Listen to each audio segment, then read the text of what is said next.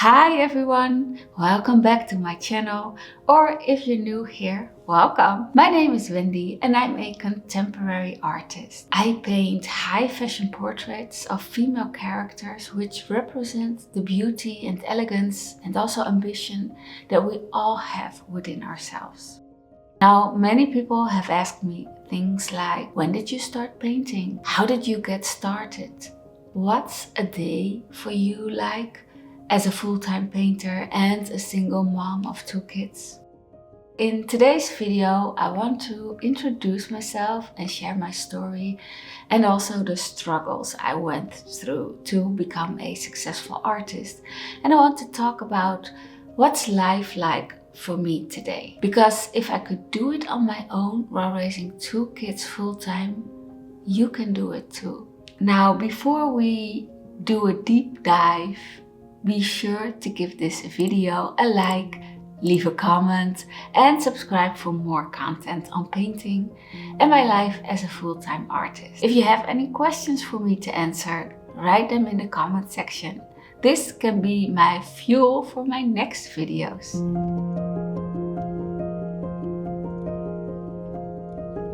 Let's start with the first chapter of my journey, landing my dream job as a flight attendant. Remember when you were a little kid and grown-ups used to ask you, what do you want to be when you grow up? Well, for me, I always wanted to be a stewardess, aka flight attendant. And it's probably because my home life wasn't that great. My mom actually had quite a few mental ailments when I was growing up.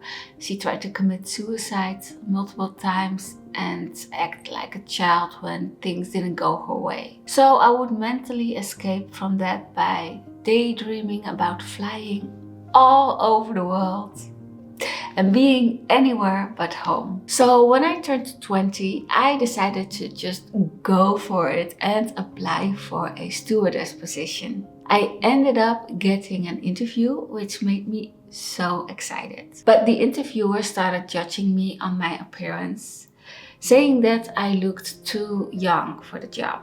And this is something I have experienced throughout my life. You know, now it's beneficial. But back then, you know, when I was 12, people would think I was 8 and so on. And even when I was already in my 20s, they said I was too young. So I remember feeling so devastated and defeated, but also feeling so determined to do anything to get that job. So 2 years later, I applied again, failed at 5 different interviews, and then finally landed my dream job of being a flight attendant with, back then it was called Martinair, which is a Dutch airline. Today it does not exist anymore, but we had cute red uniforms with a red hat. So lovely. Now, being a flight attendant is like being on a constant roller coaster ride. Some days are so much fun, where you get to visit all these beautiful countries, go to very bustling cities, meet new people and try amazing foods. You know, the traveling thing is so wonderful. But I was also very sleep deprived during most days because of the odd work hours and jet lag. And I was also alone most of the time. And I remember hating being alone with my thoughts for so long. After 6 years, I decided to quit to find a different line of work, which led me to starting my very first business.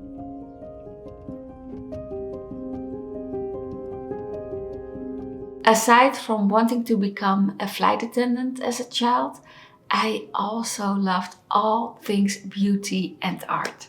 So I decided to tap into these for the next chapter of my life. I took a few courses, created a salon at my home and called it Beautypartner because I wanted it to represent hair, makeup, nails and all the other beauty services I was offering. While working at the salon, I also worked as a freelance beauty consultant for Chanel in different department stores. I loved the work, but I also felt annoyed because the other cosmetic counters were short-staffed. And the employee system was so messy and disorganized. And I realized that the Netherlands did not have a specialized staffing agency for beauty professionals and cosmetic consultants, which was this light bulb moment for me to add a staffing agency department to my Beautypartner brand, which wasn't a salon anymore. I quickly found myself running around, managing all these different teams,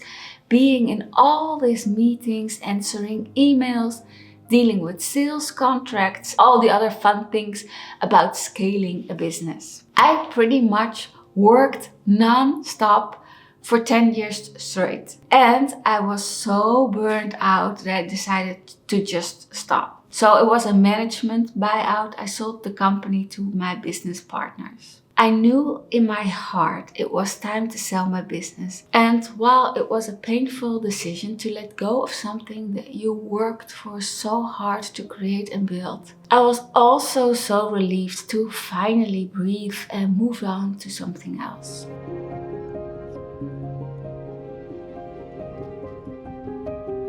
It was definitely risky at the time to sell my business because it meant leaving my comfort zone, which is something I think we're all afraid to do. And we're afraid because we're uncertain about what's going to happen in the future. And I think feeling scared and having doubts is not really a bad thing. It's like your brain's way of trying to protect you from the unknown. And then we stay in our comfort zone so we don't progress and we don't become the people we dream of being. And that's where feelings of depression and anger and jealousy start to build over time. I've learned to live with these fears and doubts and take the risks anyway. They might pay off, they might not, but it's better than staying stuck in life and not going anywhere at all. And in a nutshell, that's how I felt about choosing art as a career. I not only doubted myself, but my friends didn't believe in me either. One of them even said, "Maybe this art thing isn't for you." When I decided that I wanted to paint portraits, an artist mentioned how the world doesn't need another portrait painter and that I would have so much competition. And guess what? I did. Ignore them and do in life like I always have. Over the next few years, I attended art school, drew live models, and found my niche, which was painting portraits of female characters and bringing their elegance and glamour to life. And the reason was because I've always been personally drawn to high fashion, cosmetics, ambitious women, and themes of luxury and sophistication. So I wanted to showcase these in my work and ultimately tell a story with each of my female characters, or as I like to call them, muses. Aside from constantly painting and refining my craft, I was also investing a lot of time into my career. I was constantly reading books on personal growth, business and marketing strategies because at the end of the day, what you're really investing in is yourself. And that's so important for building the life that you want to live. I remember one of the hardest things I had to do was sell all of my expensive luxury goods that I bought during my Beautypartner era so I could survive financially. This meant parting ways with my jewelry, designer handbags, designer heels, and all these other things that I worked for very hard. But those things, those little luxuries, were tied to the old me. The new me was willing to sacrifice it all to make art my career. I'm so happy to say that it finally paid off. After years and years of working hard, spending hours and hours of painting and studying business and marketing. I'm now a full-time artist who makes a living off of their work. This is the only thing I do. My life is art. My business is art.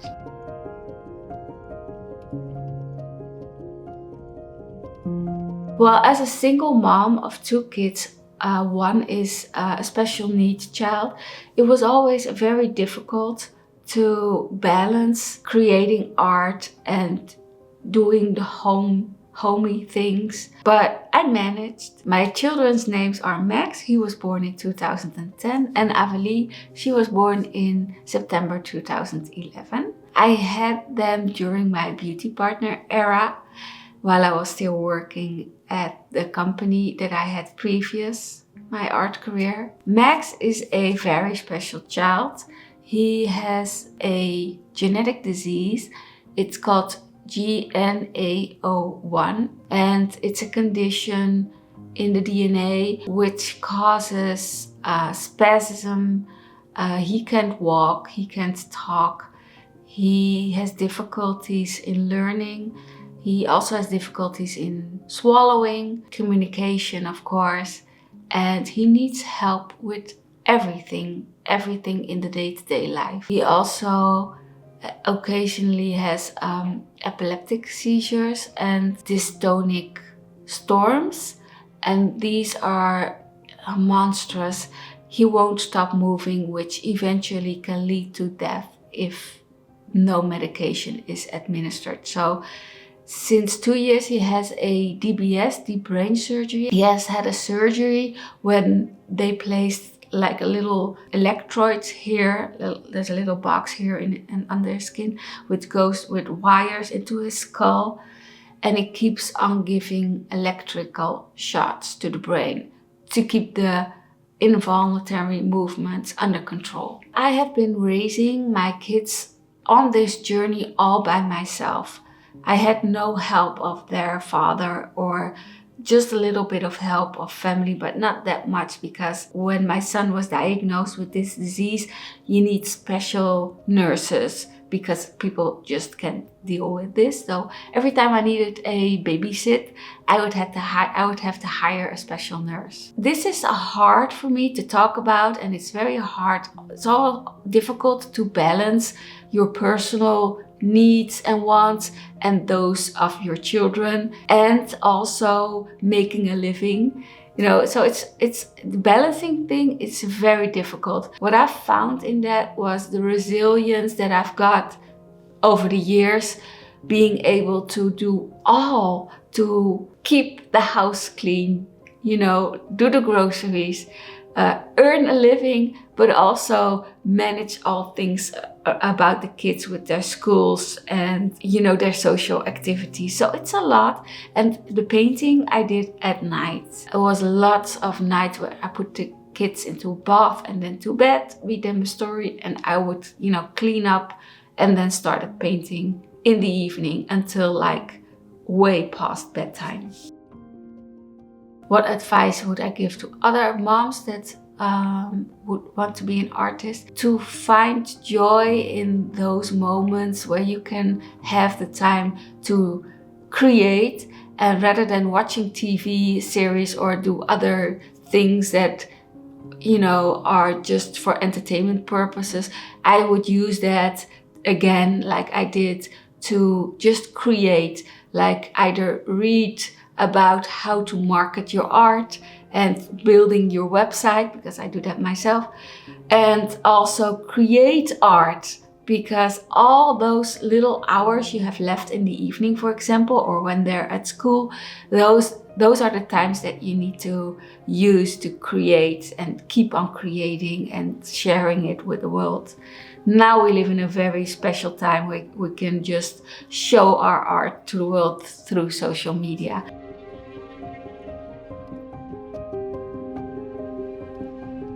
Well, this city is a wonderful city to live in. It's very bustly, and you can be part of it and go into the art scene if you like that. There are art things to do like every day in this city. Art routes, art gatherings, museums that have exhibitions. There are lots of those. But you can also draw back and not be a part of that and just relax and go to the park or enjoy your social life, going to a restaurant or a bar.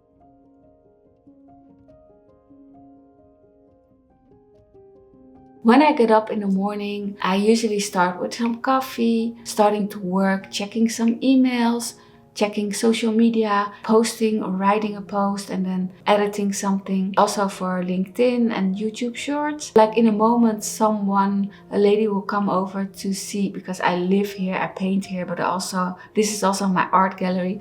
So this lady is coming over, she wants to see a painting. So I would like move some things around and then also get the painting that she wants to see out. Yeah, I'm always working. Some days are more busy than other days, but I'm always working on my art, either painting an original artwork or working on orders for limited edition canvases that I embellish or framing them.